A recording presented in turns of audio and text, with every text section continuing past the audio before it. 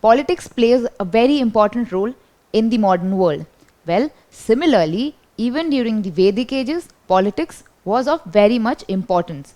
But let's begin with early Vedic age. You see, the smallest social unit was that of Kula or family. This was headed by the Kulapati.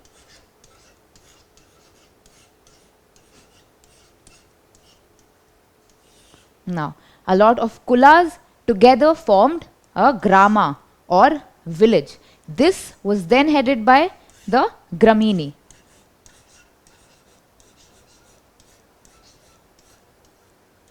Right? Now, many villages together formed a clan or a vis. This was headed by a Vispati.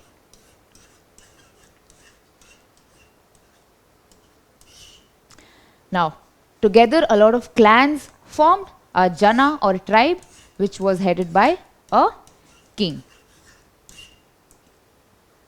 The king during this point of time was known as a Rajan. Now, let's move on and learn more about this Rajan.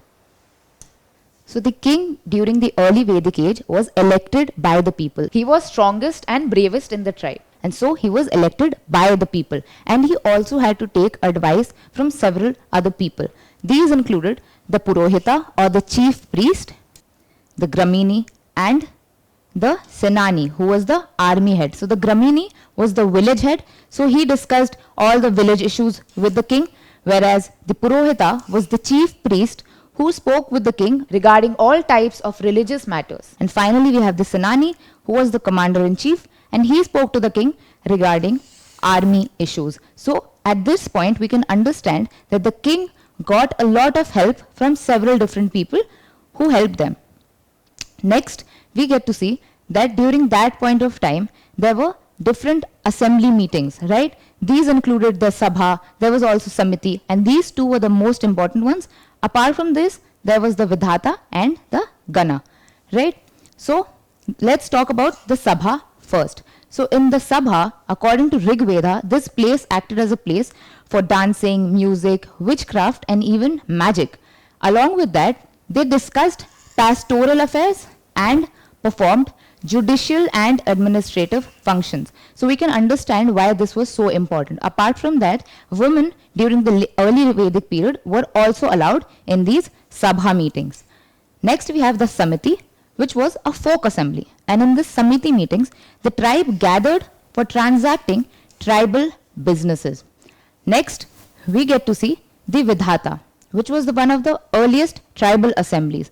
In this, the assembly meant for secular, religious and military purposes. And in these Vidhata meetings also, women during the early Vedic age were allowed. Lastly, we have the Gana, which was an assembly or troop. So just like we have a republic system in India today, ages ago in the early Vedic period, there was also this entire concept of republic present. The leader of the Gana was generally called Ganapati. However, a few historians now think that it was a form of oligarchy. What does that mean? Well, it means that the power resides in the hands of a few people. So now let's discuss the king in this early Vedic period. Firstly, he was given the duty of protecting the people and their cows. So with that statement, we can come to the understanding that cows were really important in the early Vedic period. In fact, they were the symbol of currency back then. And hence, he got the title of Gopati or protector of the cows. So, from that we can understand how important cows really were. In fact, the kings also waged successful wars or gavishtis to bring in this wealth. By wealth we mean cow. So, there were gavishti fights to get in more number of cows, right? And this was done with the help of foot soldiers or pattis and chariot riders or rathans who were wielding bows and arrows. So from this point we can understand just how important cows were. In fact, the richest man during the early Vedic age was the man with the most number of cows. Lastly, for the sake of internal peace, he also employed spies who were called spasas and dutas or messengers to report on any unwanted activity in his Rashtra. So this is what the king during the early Vedic period used to do. So now that we have that information, can you answer this question?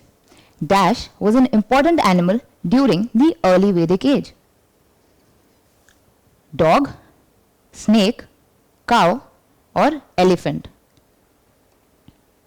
Well, the correct answer is cow. Cows were really important during the early Vedic age. So finally, we also get to see that the people during the early Vedic age were really happy with their Rajan, and as a mark of gratitude, they used to give bali, which was ceremonial gifts. Apart from that, the Rajan would often organize feasts for his people, which would lead to the redistribution of the wealth that he had and maintain a peaceful balance in the society. So with that, we can understand that the people were really happy with the Rajan, and the Rajan was accountable to the people. Now let's take a look at what happens during the later Vedic age. So now let's take a look at what happened during the later Vedic period.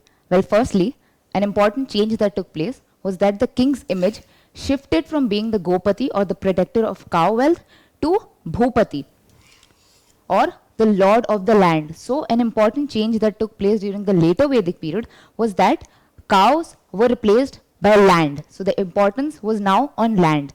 And so land became more important. And so we see that the term Rashtra or state in the form of land territories as a kingdom began to be used for the first time during this period. Apart from that, the king assumed a really important position because now land was so important. He had to protect his land from other enemy kingdoms, right? So because of that, the king became much more important and assumed titles like Samrat and Ahila Bhuvanapati to assert his complete control over his kingdom. So we see that during the later Vedic period, the people's importance decreased, whereas the king's importance increased. So we must also remember that this was the time that he became so powerful that he was no longer elected by the people like he was during the early Vedic period. In fact, the selection of kings now became hereditary. So as we just found out that land became more important, so now the king had to justify this change to his people. So what did he do? Well, he then engaged in rituals like Ashwamedha, Vajapaya and Rajasuya to strengthen his position in the eyes of the regular people. So now let's learn more about this Ashwamedha Yajna. Another important change that we see in the society of the later Vedic age is that Vidhata and Gana are nowhere to be seen. They have virtually disappeared. Apart from that, the Sabha and Samiti meetings have also lost their democratic importance. Why? Well, because these meetings were now dominated by princes and Brahmins. So people from the other classes were not present in such meetings. And also apart from that, women in the later Vedic society were not allowed in such political meetings either. So with that, these meetings had lost their democratic touch. Apart from that, finally, do you remember what Bali was? Well, it was the voluntary gift. But in the later Vedic age, this gift became compulsory. So it was now in a form of tax. And new people in the king's administration started coming up, who were the Bhagduga or the tax collector and the Sangrihitri, who was the treasurer. So these were the new people who had joined the king's administration.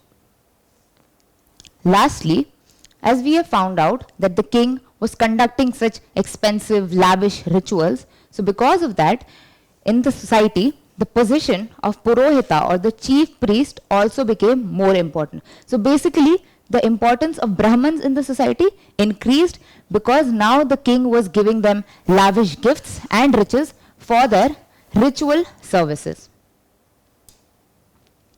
So now that we have learned about the political changes that took place during the early Vedic age and then the later Vedic age, let's try to find out some of the key important changes.